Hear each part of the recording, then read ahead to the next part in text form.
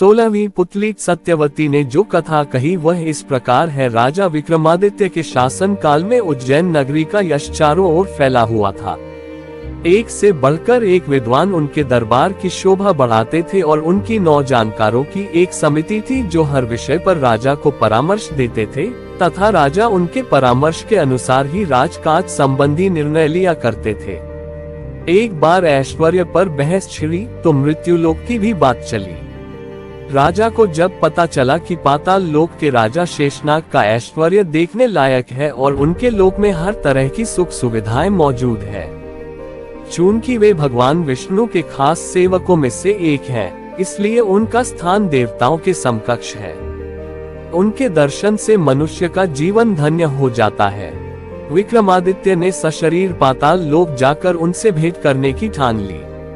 उन्होंने दोनों बेतालों का स्मरण किया। जब वे उपस्थित हुए तो उन्होंने उनसे पाताल लोक ले चलने को कहा। बेताल उन्हें जब पाताल लोक लाए तो उन्होंने पाताल लोक के बारे में दी गई सारी जानकारी सही पाए। सारा लोक साफ सुथरा तथा सुनियोजित था। हीरे जवाहरात से पूरा लोक जगमगा रहा था। जब शेषनाग को खबर मिली कि मृत्यु लोक से कोई सशरीर आया है तो वे उनसे मिले।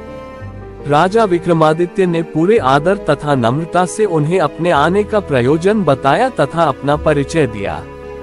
उनके व्यवहार से शेषनाग इतने प्रसन्न हो गए कि उन्होंने चलते वक्त उन्हें 4 चमत्कारी रत्न उपहार में दिए।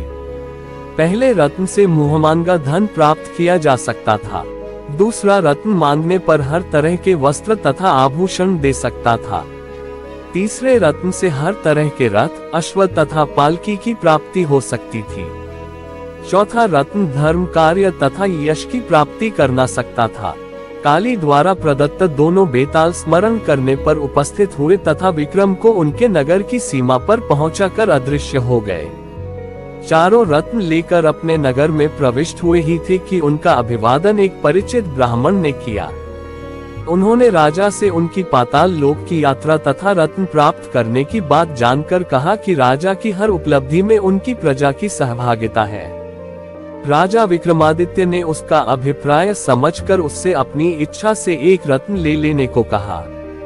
ब्राह्मण असमंजस में पड़ गया और बोला कि अपने परिवार के हर सदस्य से विमर्श करने के बाद ही कोई फैसला करेगा।